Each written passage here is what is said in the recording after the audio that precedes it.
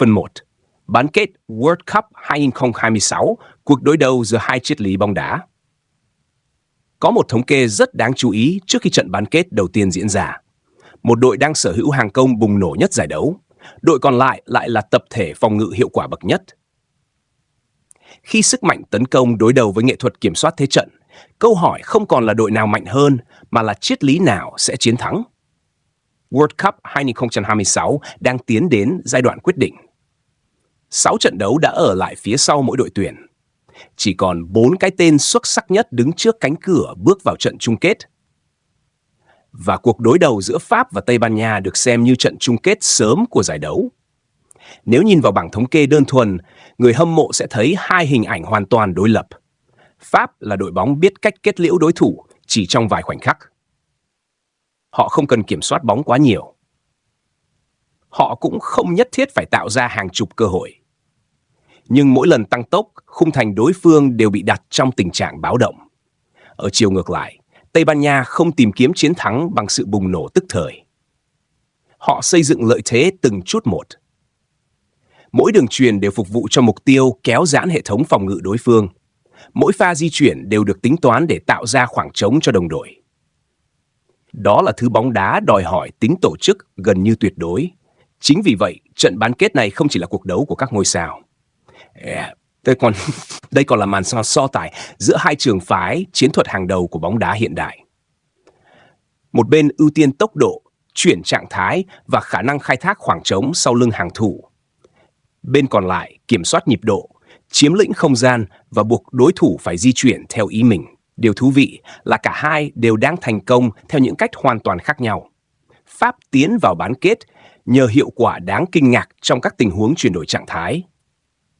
Chỉ cần vài giây sau khi đoạt bóng, họ đã có thể đưa bóng tới sát vòng cấm đối phương. Những cầu thủ giàu tốc độ ở tuyến trên giúp mọi pha phản công đều tiềm ẩn khả năng tạo nên khác biệt. Trong khi đó, Tây Ban Nha gần như không cho đối thủ cơ hội tổ chức phản công. Không phải vì họ phòng ngự quá thấp, mà bởi họ giữ bóng quá tốt. Khi đối phương không có bóng, cơ hội tạo sức ép cũng giảm đi đáng kể. Đó là lý do đội bóng của Luis de la Fuente bước vào bán kết với một hệ thống được đánh giá ổn định bậc nhất giải đấu. Nhưng cũng chính tại đây xuất hiện câu hỏi lớn nhất. Liệu khả năng kiểm soát bóng có còn phát huy tác dụng khi đối diện một đối thủ không ngại lùi sâu chờ thời cơ như đội tuyển Pháp? Hay ngược lại? Liệu tốc độ phản công của Mbappé cùng các đồng đội có đủ để xuyên thủng hàng phòng ngự vốn gần như không mắc sai lầm của Tây Ban Nha? Đây sẽ là chủ đề xuyên suốt của trận đấu. Không đơn thuần là ai ghi nhiều bàn thắng hơn, không chỉ là Mbappé đối đầu Lamine Yamal, mà còn là cuộc đấu trí giữa hai ban huấn luyện, giữa hai cách tiếp cận bóng đá hiện đại và giữa hai hệ thống chiến thuật được xây dựng trong nhiều năm. Chỉ một đội sẽ giành quyền góp mặt ở trận chung kết World Cup 2026. Và đôi khi, khác biệt không đến từ khoảnh khắc xuất thần của một ngôi sao, mà bắt đầu từ cách một đội kiểm soát từng mét vuông không gian trên sân ngay từ những phút đầu tiên. Ở phần tiếp theo, chúng ta sẽ đi sâu vào Tây Ban Nha. Tập thể đang được xem là đội bóng có hệ thống vận hành hoàn thiện nhất giải đấu, đồng thời phân tích vì sao họ có thể trở thành thử thách lớn nhất của tuyển Pháp kể từ đầu World Cup 2026. Phần 2. Tây Ban Nha, cờ máy kiểm soát bóng đang thô thách mọi đối thủ. Nếu phải chọn ra đội tuyển sở hữu hệ thống chiến thuật hoàn chỉnh nhất World Cup 2026 tính đến thời điểm này, rất nhiều chuyên gia sẽ gọi tên Tây Ban Nha. Không phải vì họ ghi nhiều bàn thắng nhất, cũng không phải vì họ sở hữu những ngôi sao đắt giá nhất, mà bởi gần như mọi chi tiết trong cách vận hành của La Rosa đều được xây dựng với độ chính xác rất cao. Chiến thắng trước Bỉ ở tứ kết là minh chứng rõ ràng nhất. Tỷ số chỉ là 2-1, nhưng thế trận lại phản ánh sự áp đảo của Tây Ban Nha trong phần lớn thời gian. Họ kiểm soát nhịp độ, làm chủ khu vực giữa sân và buộc đối thủ phải phòng ngự với cường độ rất lớn. Điều đáng chú ý là đội bóng của Luis de la Fuente không còn theo đuổi kiểu kiểm soát bóng đơn thuần như giai đoạn một thập kỷ trước. Tây Ban Nha hiện nay cầm bóng để tạo lợi thế thực sự, chứ không cầm bóng chỉ nhằm duy trì quyền kiểm soát. Mỗi đường chuyền đều hướng tới việc kéo giãn đội hình đối phương. Khi khoảng cách giữa các hậu vệ bắt đầu xuất hiện, những tiền vệ hoặc tiền đạo sẽ lập tức khai thác vào đúng khu vực đó.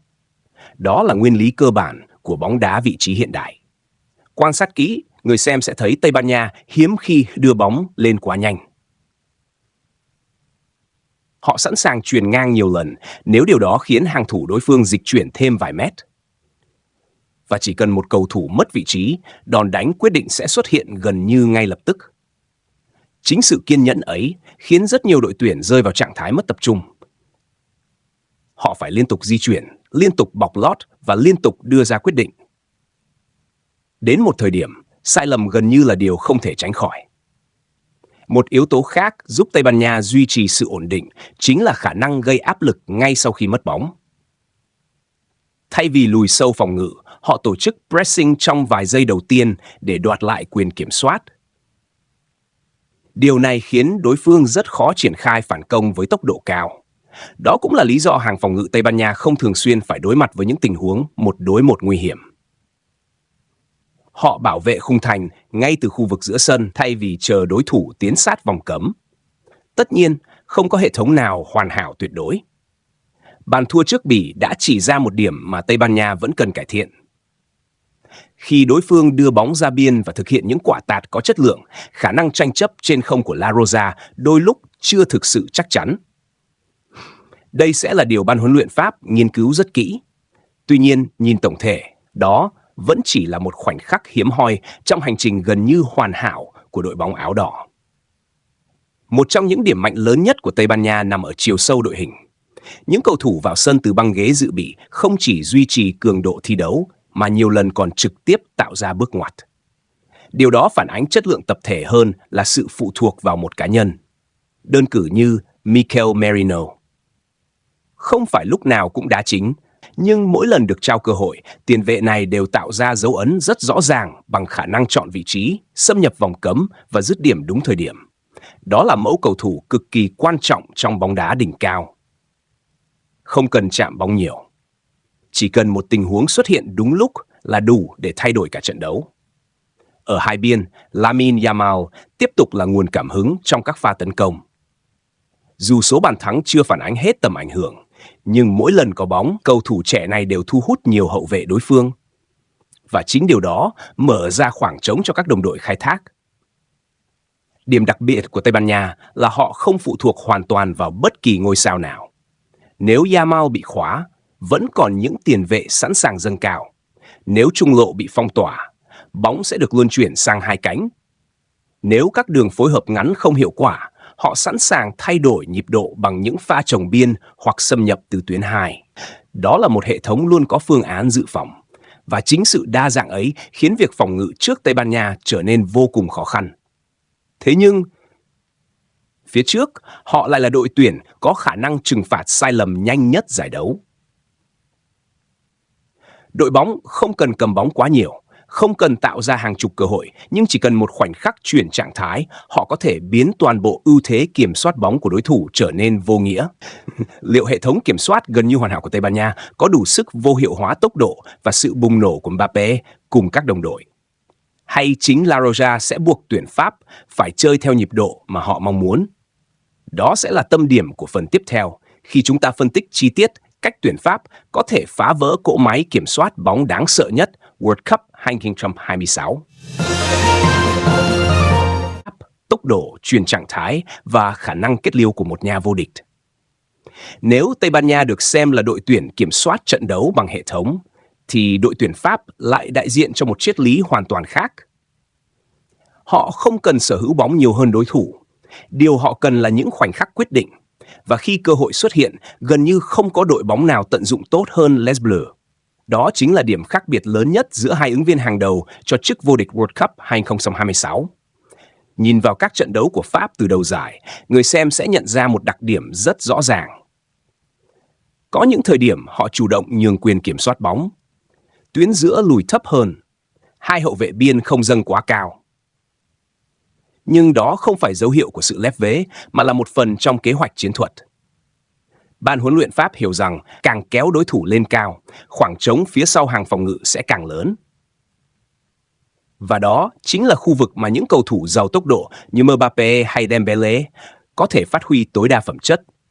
Chỉ cần một pha cắt bóng thành công ở giữa sân, chỉ cần một đường chuyền xuyên tuyến, toàn bộ cục diện trận đấu có thể thay đổi chỉ trong vài giây. Đó là thứ bóng đá mang tính sát thương cực cao. Khác với Tây Ban Nha, đội cần nhiều nhịp phối hợp để tạo cơ hội. Pháp có thể kết thúc một pha phản công chỉ sau 3 hoặc 4 đường chuyền. Mọi tình huống đều được triển khai với tốc độ rất lớn. Các cầu thủ di chuyển thẳng về phía khung thành thay vì chuyền ngang để duy trì quyền kiểm soát. Điều đó lý giải vì sao hàng công của Pháp luôn tạo cảm giác nguy hiểm, ngay cả khi họ cầm bóng ít hơn đối thủ. Nhân tố nổi bật nhất dĩ nhiên vẫn là Kylian Mbappé. Điều khiến Mbappé trở nên đặc biệt không chỉ nằm ở tốc độ. Điều đáng sợ hơn là khả năng lựa chọn thời điểm tăng tốc. Rất nhiều cầu thủ chạy nhanh, nhưng Mbappé biết chính xác khi nào hậu vệ đối phương mất thăng bằng, khi nào khoảng trống vừa xuất hiện và khi nào nên thực hiện cú bứt phá quyết định. Đó là phẩm chất của một cầu thủ đẳng cấp thế giới. Ở bên kia cánh, Dembélé mang đến một kiểu đột biến khác. Khả năng dê bóng bằng cả hai chân khiến hậu vệ rất khó đoán hướng xử lý. Chỉ cần vượt qua được cầu thủ phòng ngự đầu tiên, hệ thống phòng ngự đối phương sẽ lập tức rơi vào trạng thái xáo trộn. Nhưng sẽ là thiếu sót nếu cho rằng sức mạnh của Pháp chỉ nằm ở hàng công. Điểm đáng khen nhất của đội bóng này chính là sự cân bằng. Khi cần pressing, họ đủ thể lực để gây sức ép ngay từ phần sân đối phương. Khi cần phòng ngự, toàn đội sẵn sàng lùi về tạo thành khối đội hình rất chặt chẽ, khoảng cách giữa các tuyến luôn được duy trì hợp lý, giúp họ hạn chế tối đa những đường chuyền xuyên trung lộ. Đó là lý do nhiều đội tuyển cầm bóng nhiều hơn, nhưng lại tạo ra rất ít cơ hội nguy hiểm trước khung thành tuyển Pháp. Tuy nhiên, trận bán kết sắp tới sẽ là thử thách hoàn toàn khác. Tây Ban Nha không giống những đối thủ mà Pháp từng gặp. La Roja không nóng vội, họ không dễ mắc sai lầm trong khâu triển khai bóng. Họ cũng hiếm khi mất bóng ở những vị trí nguy hiểm. Điều đó đồng nghĩa số cơ hội phản công của Pháp có thể sẽ ít hơn rất nhiều. Đây sẽ là bài kiểm tra lớn nhất dành cho Mbappé và các đồng đội. Liệu họ có đủ kiên nhẫn để chờ đợi? Hay sẽ buộc phải thay đổi cách tiếp cận nhằm giành lại quyền kiểm soát khu trung tuyến? Một điểm nóng khác sẽ nằm ở cuộc chiến giữa hàng tiền vệ hai đội. Nếu Tây Ban Nha kiểm soát được tuyến giữa, họ sẽ điều khiển tốc độ trận đấu theo ý muốn. Ngược lại, nếu Pháp liên tục cắt đứt các đường chuyền đầu tiên và đưa trận đấu vào trạng thái chuyển đổi nhanh, lợi thế sẽ nghiêng về Les Bleus. Nói cách khác, đây không chỉ là cuộc đối đầu giữa Mbappé và Lamine Yamal, không chỉ là màn đấu trí giữa Didier Deschamps và Luis de la Fuente, mà còn là cuộc chiến giữa hai triết lý bóng đá hiện đại. Một bên tin vào sức mạnh của hệ thống kiểm soát không gian. Một bên đặt niềm tin vào tốc độ, hiệu quả và khả năng kết liễu trong từng khoảnh khắc. Và ở những trận đấu đỉnh cao như bán kết World Cup, đôi khi chỉ một pha chuyển trạng thái thành công, một sai lầm nhỏ trong khâu triển khai bóng, hay một quyết định chậm nửa giây, cũng đủ để định đoạt số phận của cả một nền bóng đá. Trong phần cuối cùng, chúng ta sẽ đưa ra góc nhìn chiến thuật tổng thể, phân tích những điểm có thể quyết định trận đấu, dự đoán đội tuyển giành quyền vào chung kết World Cup 2026 và khép lại bằng nhận định của chuyên gia dành cho khán giả Skyview Football. Ai sẽ bước vào chung kết World Cup 2026? Vậy, sau tất cả những phân tích về chiến thuật, về con người và cách vận hành hệ thống, đâu mới là yếu tố có thể quyết định trận bán kết được chờ đợi nhất World Cup 2026? Câu trả lời có lẽ không nằm ở số lần kiểm soát bóng, cũng không hoàn toàn phụ thuộc vào những thống kê trước trận. Nó sẽ nằm ở khả năng thích nghi trong thời khắc áp lực lớn nhất. Đó luôn là đặc điểm của những trận đấu đỉnh cao. Trong một trận chung kết sớm như thế này, đội bóng chiến thắng không nhất thiết là đội chơi đẹp hơn. Họ là đội điều chỉnh tốt hơn khi diễn biến trên sân thay đổi. Nếu Tây Ban Nha dẫn trước, họ sẽ đưa trận đấu về đúng nhịp quen thuộc. Những đường chuyền ngắn sẽ xuất hiện dày đặc hơn. Khoảng cách giữa các tuyến luôn được duy trì hợp lý. Đối thủ sẽ phải di chuyển liên tục trong trạng thái không có bóng. Theo thời gian, thể lực suy giảm sẽ kéo theo sự thiếu chính xác trong các pha pressing và đó là lúc La Roja bắt đầu kiểm soát hoàn toàn thế trận. Nhưng nếu Pháp là đội mở tỷ số trước, mọi tính toán của Tây Ban Nha sẽ lập tức trở nên khó khăn hơn rất nhiều. Khi buộc phải đẩy cao đội hình tìm bàn gỡ, khoảng trống phía sau hàng thủ sẽ xuất hiện nhiều hơn. Đó chính là điều mà Mbappé cùng các đồng đội chờ đợi. Chỉ cần một pha phản công chuẩn xác, cách biệt hoàn toàn có thể được nhân đôi. Vì thế, bàn thắng đầu tiên có thể sẽ là bước ngoặt lớn nhất của trận đấu. Một yếu tố khác không thể bỏ qua là chiều sâu đội hình. Khi giải đấu bước sang giai đoạn cuối, vấn đề không còn là đội hình xuất phát mạnh đến đâu. Điều quan trọng là những cầu thủ vào sân từ ghế dự bị có tạo ra khác biệt hay không. Tây Ban Nha đã nhiều lần được cứu bởi những phương án thay người hiệu quả. Họ sở hữu các cầu thủ có thể thay đổi nhịp độ trận đấu mà không làm mất đi cấu trúc chiến thuật. Pháp cũng không hề kém cạnh. Những phương án tấn công tốc độ, những tiền vệ giàu thể lực và các hậu vệ có kinh nghiệm thi đấu đỉnh cao giúp họ duy trì sức ép trong suốt 90 phút, thậm chí cả khi trận đấu kéo dài sang hiệp phụ. Một điểm đáng chú ý khác là yếu tố tâm lý. Đây đều là những đội tuyển đã quen với áp lực của các giải đấu lớn. Không còn chỗ cho sự nôn nóng. Không còn những quyết định mang tính cảm tính.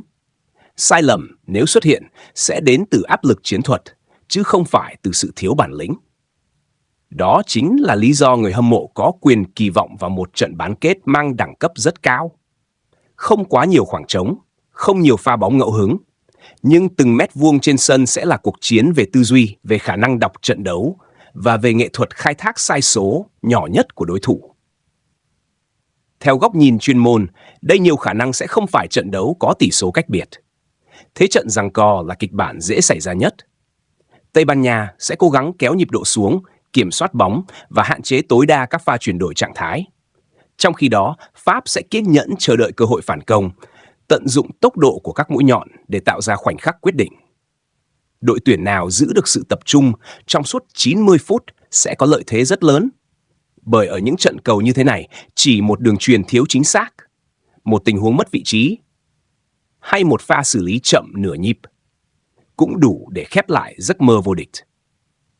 Nếu phải đưa ra dự đoán, tôi cho rằng trận đấu sẽ được định đoạt bởi khả năng chuyển đổi trạng thái và hiệu quả trong vòng cấm hơn là tỷ lệ kiểm soát bóng. Tây Ban Nha có thể cầm bóng nhiều hơn, nhưng Pháp sở hữu những cá nhân đủ sức thay đổi cục diện chỉ bằng một khoảnh khắc xuất thần. Dẫu vậy, bất kể đội bóng nào giành chiến thắng, người hâm mộ cũng sẽ được chứng kiến một màn so tài xứng đáng với đẳng cấp của vòng bán kết World Cup. Và biết đâu, đội vượt qua trận đấu này sẽ là ứng cử viên sáng giá nhất cho chiếc cúp vàng danh giá. Còn theo các bạn, đội tuyển nào sẽ giành tấm vé vào trận chung kết World Cup 2026? Liệu Tây Ban Nha sẽ tiếp tục khẳng định sức mạnh của lối chơi kiểm soát đầy tính khoa học? Hay tuyển Pháp sẽ một lần nữa chứng minh rằng tốc độ, bản lĩnh và khả năng kết liễu mới là chìa khóa để chinh phục những trận đấu lớn? Hãy để lại dự đoán và phân tích của bạn ở phần bình luận. Đừng quên nhấn like, đăng ký và bật chuông thông báo để đồng hành cùng Skyview Football trong hành trình cập nhật những phân tích chiến thuật chuyên sâu, những câu chuyện phía sau các trận cầu đỉnh cao và toàn bộ diễn biến hấp dẫn của World Cup 2026. Xin cảm ơn các bạn đã theo dõi. Hẹn gặp lại trong những video tiếp theo trên Skyview Football.